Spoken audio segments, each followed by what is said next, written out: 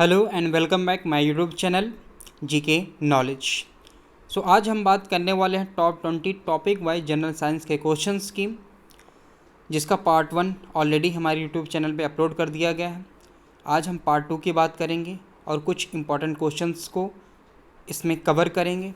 I hope कि ये session आपको पसंद आए, सो लाइक एंड सब्सक्राइब ज़रूर करें। तो चलिए आज का सेशन स्टार्ट करते हैं। क्वेश्चन नंबर फर्स्ट, यंग प्रत्यास्थता गुणांक का एसआई यूनिट क्या है? The SI unit of Young coefficient of elasticity is. तो इसका करेक्ट आंसर हो जाएगा दोस्तों option number C, Newton metre square. दोस्तों अगर इसकी हम फार्मूला की बात करें तो y इक्वल होता है F/L अपॉन A/del L। दोस्तों A क्या है? दोस्तों A है इसका एरिया, डेल A है लंबाई में वृद्धि और L है क्या है? लंबाई, और F है इसमें प्रतिबल। तो इसका जो हमें यूनिट मिलेगा वो हो जाएगा Newton metre square. Question number 2, निम्नलिखित युग्मों में से किन भौतिक राशियों के समान विमीय सूत्र नहीं है? Which of the following pair of physical quantity do not have the same dimensional formula? तो दोस्तों इसका करेक्ट आंसर हो जाएगा ऑप्शन ए, बल एवं the force and the pressure. Force का जो डायमेंशनल फार्मूला होता है m(L)T⁻², और प्रेशर का जो डायमेंशनल फार्मूला होता है दोस्तों m(L)(1)T⁻²। सो बल एवं द फोर्स एंड प्रेशर का डायमेंशनल फार्मूला सेम नहीं होता, तो इसका करेक्ट आंसर हो जाएगा ऑप्शन ए। दोस्तों डायमेंशनल फार्मूला होता क्या है? किसी दी हुई भौतिक राशि का विमीय सूत्र वह व्यंजक है जो ये दर्शाता है कि उस भौतिक राशि में किस मूल राशि की कितनी विमाएँ हैं। तो अगर हम वॉल्यूम की बात करें तो वॉल्यूम होता है मीटर क्यूब। तो दोस्तों अगर इसके हम डायमेंशनल फार्मूला की बात करें m(T⁻0), L⁻³ T⁻0। तो कहने का मतलब है इसमें लंबाई की 3 डायमेंशनल है। कुछ डायमेंशनल फार्मूला दिए गए हैं जिन्हें आप वीडियो पॉज करके लिख लें, ये आपके आगामी परीक्षाओं में उपयोगी साबित हो सकते हैं। क्वेश्चन नंबर 3, एक खगोलीय इकाई संबंधित है, an astronomical unit is related to. तो दोस्तों इसका करेक्ट आंसर हो जाएगा ऑप्शन ए, सूर्य एवं पृथ्वी के बीच की दूरी, distance between sun and earth. दोस्तों एक एस्ट्रोनॉमिकल यूनिट होता क्या है? खगोलीय इकाई दूरी या लंबाई की इकाई है जो लगभग 150 मिलियन किलोमीटर है और पृथ्वी से सूर्य के बीच की दूरी पर आधारित है। तो दोस्तों 1 एस्ट्रोनॉमिकल यूनिट इक्वल होता क्या है? पृथ्वी और सूर्य के बीच की दूरी होती है। क्वेश्चन नंबर 4, निम्नलिखित में कौन सी अविमीय राशि है? Which of the following is a dimensional quantity? दोस्तों श्यानता गुणांक, विस्कोसिटी कोफिशिएंट, ये भी एक डायमेंशनल क्वांटिटी है। गैस नियतांक, गैस कांस्टेंट, ये भी एक डायमेंशनल क्वांटिटी है। प्लांक नियतांक, ये भी एक डायमेंशनल क्वांटिटी है दोस्तों। तो डिस्टॉर्शन, विकृति एक डायमेंशनल क्वांटिटी नहीं है, तो इसका करेक्ट आंसर हो जाएगा ऑप्शन ए, विकृति, डिस्टॉर्शन। दोस्तों यहाँ पर एक ट्रिक दी गई है जो हमें अदिश राशि एवं सदिश राशि को याद रखने में काफ़ी हेल्पफुल हो सकती है, इसलिए इसको वीडियो पॉज करके इसे आप लिख लें और इसको याद कर लें। तो अगर अदिश राशि की बात करें तो इसके जो ट्रिक है उसका दाल MSc से आता है दोस्तों, उसका दाल MSc से आता है। उ से हुआ एनर्जी, ऊर्जा, स से हुआ समय, टाइम, क से हुआ कार्य, वर्क, द से हुआ दाब, प्रेशर, ल से हुआ लंबाई, लेंथ, म से हुआ, m से हुआ मास, s से हुआ स्पीड, c से हुआ करंट, अ से हुआ आयतन, वॉल्यूम, त से हुआ ताप, टेम्परेचर। ये दोस्तों सभी अदिश राशियाँ हैं। अब बात करते हैं हम सदिश राशि की। तो इसके लिए जो ट्रिक है असंभवी बेबत्व, इसको 2-3 बार आप रिवीजन करेंगे तो याद हो जाएगा। अ से हुआ आवेग, स से हुआ संवेग मोमेंटम, भ से हुआ भार वेट, वी से हुआ विस्थापन डिस्प्लेसमेंट, वे से हुआ वेग वेलोसिटी, ब से हुआ बल फोर्स, त्वा से हुआ त्वरण। तो दोस्तों ये रही सदिश राशियाँ। क्वेश्चन नंबर 5, निम्नलिखित में कौन सी एक सदिश राशि नहीं है? Which of the following is not a vector quantity. दोस्तों तो संवेग इम्पल्स ये एक सदिश राशि है, वेग वेलोसिटी एक सदिश राशि है, कोणीय वेग एंगुलर वेलोसिटी एक सदिश वेक्टर क्वांटिटी है। तो दोस्तों इसका जो करेक्ट आंसर होगा ऑप्शन डी द्रव्यमान मास, दोस्तों एक वेक्टर क्वांटिटी ना होकर एक स्केलर क्वांटिटी है। क्वेश्चन नंबर 6, अदिश राशि स्केलर क्वांटिटी इनमें से कौन सी है? तो टॉर्क मोमेंटम ये सभी वेक्टर क्वांटिटी हैं। एनर्जी दोस्तों एक स्केलर क्वांटिटी है, जैसा कि हमने पहले भी ट्रिक में भी देखा था, उसमें एनर्जी एक अदिश राशि थी। क्वेश्चन नंबर 7 की अगर हम बात करते हैं तो निम्नलिखित में कौन सी एक सदिश राशि है? Which of the following is a vector quantity. दोस्तों तो मोमेंटम, प्रेशर, एनर्जी, वर्क ये सभी दोस्तों एक स्केलर क्वांटिटी हैं, जबकि संवेग मोमेंटम एक वेक्टर क्वांटिटी, इसलिए इसका करेक्ट आंसर हो जाएगा ऑप्शन ए संवेग मोमेंटम। क्वेश्चन नंबर 8, निम्नलिखित में कौन सी राशि सदिश नहीं है? Which of the following is not a quantity of vector. दोस्तों डिस्प्लेसमेंट एक वेक्टर है, वेग वेलोसिटी एक वेक्टर है, फोर्स एक वेक्टर है, बट वॉल्यूम आयतन एक वेक्टर नहीं है, एक स्केलर क्वांटिटी है। सो इसका जो करेक्ट आंसर हो जाएगा ऑप्शन डी आयतन वॉल्यूम। क्वेश्चन नंबर 9, निम्नलिखित में सदिश राशि है the vector quantity in the following is. दोस्तों इसका जो करेक्ट आंसर हो जाएगा वेक्टर क्वांटिटी, तो वेलोसिटी एक वेक्टर क्वांटिटी है,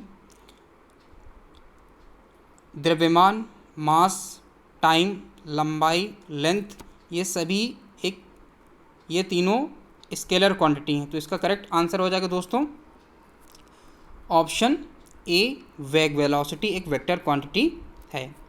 क्वेश्चन नंबर 10, निम्नलिखित में कौन सी एक व्युत्पन्न परिभाषा नहीं है? Which of the following is not a definition of bond.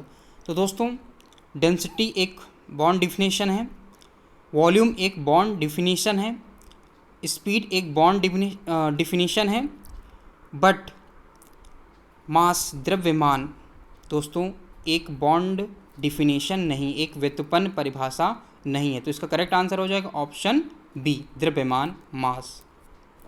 Question number 11, त्वरण ज्ञात करने का सही सूत्र कौन सा है? Which of the correct formula to find the acceleration. दोस्तों करेक्ट आंसर हो जाएगा option A equal V minus U upon T, del V upon del T. दोस्तों डेल वी क्या है? वेलोसिटी में चेंज है, किसके रिस्पेक्ट में? समय के रिस्पेक्ट में।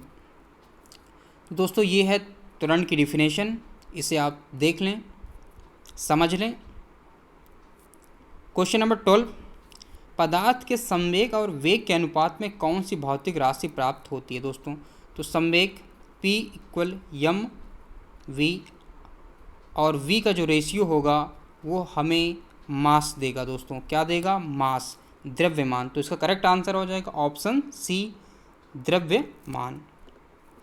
क्वेश्चन नंबर 13, प्लांक के अचर में किसका आयाम होता है? दोस्तों what is the dimension of the constant of the Planck. तो दोस्तों इसका जो करेक्ट आंसर होगा वो कोणीय गति एंगुलर वेलोसिटी होगा। दोस्तों इसका जो करेक्ट आंसर होगा ऑप्शन सी कोणीय गति एंगुलर वेलोसिटी। क्वेश्चन नंबर 14, एक लड़की झूले पर बैठी स्थिति में झूला झूल रही है, उस लड़की के खड़े हो जाने पर दोलनों का आवर्तकाल।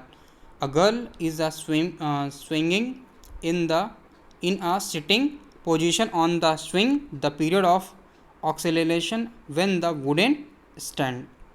तो दोस्तों एक लड़की है, एक झूले में बैठी हुई है और वो अचानक से खड़ी हो जाती है। तो पूछ रहा है उसके खड़ी हो जाने से जो टाइम पीरियड होगा उसमें क्या चेंजेस आएंगे, वो इंक्रीज़ करेगा कि डिक्रीज़ करेगा, कि हाइट पे, लड़की की हाइट पे डिपेंड होगा, कि चेंजेबल नहीं होगा, रिफ्लेक्टेड नहीं होगा, विल बी रिफ्लेक्टेड नहीं होगा। तो दोस्तों इसका करेक्ट आंसर हो जाएगा उसका टाइम पीरियड डिक्रीज़ कर जाएगा, कम हो जाएगा, इसलिए इसका करेक्ट आंसर है ऑप्शन ए, कम हो जाएगा। ये देखें टी इक्वल होता है 2 पाई अंडर रूट में एल अपॉन जी। तो T is directly proportional under root L. L क्या है दोस्तों? लंबाई है। तो जैसे जैसे लंबाई बढ़ती जाएगी टी की वैल्यू डिक्रीज़ करती जाएगी। क्वेश्चन नंबर 15, घूर्णन करती एक गोल मेज में अचानक से एक लड़का आकर बैठ जाता है तो मेज का कोणीय वेग पर क्या प्रभाव पड़ेगा दोस्तों? तो ओमेगा इक्वल होता है, कोणीय वेग होता है क्या दोस्तों? तो कोणीय विस्थापन की दर को हम क्या कहते हैं? कोणीय वेग। तो del theta upon del T, एकांक समयांतराल में कोणीय विस्थापन को हम क्या कहते हैं? कोणीय वेग कहते हैं। तो जब लड़का आकर इस पर बैठ जाएगा दोस्तों तो इसका विस्थापन प्रभावित होगा। जब इसका विस्थापन प्रभावित होगा तो ओमेगा का मान बढ़ जाएगा। तो दोस्तों उसका मान क्या होगा? बढ़ जाएगा। इसलिए इसका जो करेक्ट आंसर होगा दोस्तों वो है करेक्ट आंसर ऑप्शन बी, उसका मान बढ़ जाएगा। किसका मान? कोणीय वेग का मान बढ़ जाएगा। क्वेश्चन नंबर 16, यदि किसी चली हुई वस्तु के वेग को 2 गुना कर दिया जाए तो उसकी दोस्तों काइनेटिक एनर्जी और वेलोसिटी में जो रिलेशन होता है वो half mv²। Kinetic energy directly proportional होती है v² के। तो अगर v² को हम 2 गुना करेंगे तो काइनेटिक एनर्जी 4 टाइम्स हो जाएगी। अगर इसको हम 4 टाइम्स करेंगे तो काइनेटिक एनर्जी 16 टाइम हो जाएगी। तो इसका करेक्ट आंसर हो जाएगा दोस्तों ऑप्शन सी, गतिज ऊर्जा 4 गुनी हो जाएगी। गतिज ऊर्जा कितने गुनी हो जाएगी दोस्तों? 4 गुनी हो जाएगी। तो इसका करेक्ट आंसर क्या है? Option C, kinetic energy become 4 times. ये देखिए दोस्तों फार्मूला है के ई हाफ mv²। जो काइनेटिक एनर्जी होता है डायरेक्टली प्रोपोर्शनल तो किसके होती है? v² के। न्यूटन्स लॉ है। फर्स्ट लॉ क्या कहता है? फर्स्ट लॉ कहता है अगर कोई ऑब्जेक्ट मोशन में है, अगर कोई ऑब्जेक्ट रेस्ट में है तो रेस्ट में ही रहेगा, अगर कोई ऑब्जेक्ट मोशन में है तो मोशन में ही रहेगा, जब तक उसमें कोई एक्सटर्नल फोर्स अप्लाई ना किया गया जाए तब तक उसकी स्टेट में कोई चेंजेस नहीं होंगे। सेकेंड लॉ क्या कहता है? सेकेंड लॉ कहता है F इक्वल ma, मास और एक्सेलरेशन का जो मल्टीपल होता है वो फोर्स कहलाता है। थर्ड लॉ क्या कहता है दोस्तों? थर्ड लॉ कहता है एक्शन का होगा रिएक्शन। तो क्वेश्चन नंबर 17, किसी पिंड के द्रव्यमान तथा भार में अंतर होता है क्योंकि there is a difference between mass and weight of a body because द्रव्यमान स्थिर रहता है जबकि भार परिवर्तित होता है। दोस्तों इसका जो करेक्ट आंसर होगा वो ऑप्शन बी होगा, द्रव्यमान स्थिर रहता है जबकि भार क्या होता है दोस्तों? परिवर्तित होता रहता है। तो दोस्तों द्रव्यमान क्या होता है? जिसे मैटर बोलते हैं इंग्लिश में, मैटर। तो द्रव्यमान का मतलब होता है दोस्तों किसी भी वस्तु के अंदर कितना द्रव्य, मैटर मौजूद है। ये उसकी इंटरनल प्रॉपर्टी होती है दोस्तों। किसी भी वस्तु की इंटरनल प्रॉपर्टी होती है। और दोस्तों ये किसी भी जगह और परिस्थिति में क्या होता है? इक्वल होता है, समान होता है। इसको दोस्तों किलोग्राम से हम लोग व्यक्त करते हैं। अगर हम दोस्तों भार की बात करें दोस्तों, अगर हम भार की बात करें तो भार क्या होता है? जबकि भार किसी वस्तु को पृथ्वी जिस आकर्षण बल से, अट्रैक्शन फोर्स से अपने केंद्र की ओर खींचती है उसे हम क्या कहते हैं दोस्तों? उसको हम लोग भार कहते हैं, वेट कहते हैं। इसको न्यूटन से डिनोट करते हैं दोस्तों। किससे डिनोट करते हैं दोस्तों? इसको न्यूटन से डिनोट करते हैं। तो ये रहा द्रव्यमान, मैटर और वेट में डिफरेंस। क्वेश्चन नंबर 18, किसी भी स्थिर गतिशील वस्तु की स्थिति और दिशा में तब तक कोई परिवर्तन नहीं होता जब तक उस पर कोई बाह्य बल सक्रिय नहीं हो। There is a no change in the position and direction of any stationary of moving object unless there is an external force acting on it. तो दोस्तों ये न्यूटन का कौन सा लॉ है? तो ये न्यूटन का फर्स्ट लॉ, जैसे कि हमने पहले ही आपको बता दिया, तो इसलिए इसका करेक्ट आंसर हो जाएगा ऑप्शन ए। क्वेश्चन नंबर 19, किसी असंतुलित बल द्वारा किसी पिंड में उत्पन्न त्वरण acceleration produced in a body by N unbalanced force. तो दोस्तों यह बल के अनुक्रमानुपाती होता है, तो इसका करेक्ट आंसर हो जाएगा ऑप्शन बी, बल के अनुक्रमानुपाती होता है। तो दोस्तों आज का last question, question number 20, Newton की गति के तीसरे नियम के अनुसार क्रिया तथा प्रतिक्रिया के संबंध बल, according to Newton's third law of motion force is a related to action and reaction. तो दोस्तों इसके लिए क्या होना चाहिए? इसके लिए हमेशा भिन्न भिन्न वस्तुओं पर लगे होने चाहिए। जो फोर्स लगेगा वो हमेशा डिफरेंट ऑब्जेक्ट्स पर अप्लाई होगा, इसलिए इसका करेक्ट आंसर हो जाएगा ऑप्शन सी, हमेशा भिन्न भिन्न वस्तुओं पर लगे होने चाहिए, should always be attach to different object. तो दोस्तों ये रहे आज के टॉप 20 क्वेश्चंस। आई होप कि ये सेशन आपको पसंद आए, तो लाइक एंड सब्सक्राइब ज़रूर करें।